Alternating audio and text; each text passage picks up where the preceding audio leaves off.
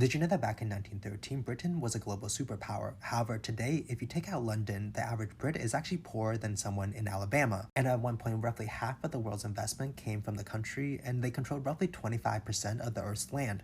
But things started to unravel after World War II. Many will argue that even before this, the industries in Britain were falling behind, and many elites were learning Latin instead of engineering. By the end of World War II, Britain had barely survived, and they even had to ask the United States for a loan. And instead of using the loan to rebuild factories like Germany as well as France, Britain used it to keep things going. And a really good example of this was that back in the 1960s, Britain was one of the only countries in Europe where their trains still run on steam. And the country was basically using this loan to keep things the same rather than moving ahead. And by the 1970s, oil shock strikes as well as inflation forced Britain to ask for a bailout from the IMF. By the 1980s, everything was privatized and unions were crushed, and we really started seeing inequality spiking. London basically boomed while everything else was left behind. And in 2010, the UK slashed funding on everything from hospitals to infrastructure to education. Wages basically stayed the same, investments disappear, and if you wanted to see a doctor, you would have to wait at least 6 months. And you can say that Britain is the way it is today because of a lot of bad decisions, missed opportunities, as well as underinvestment.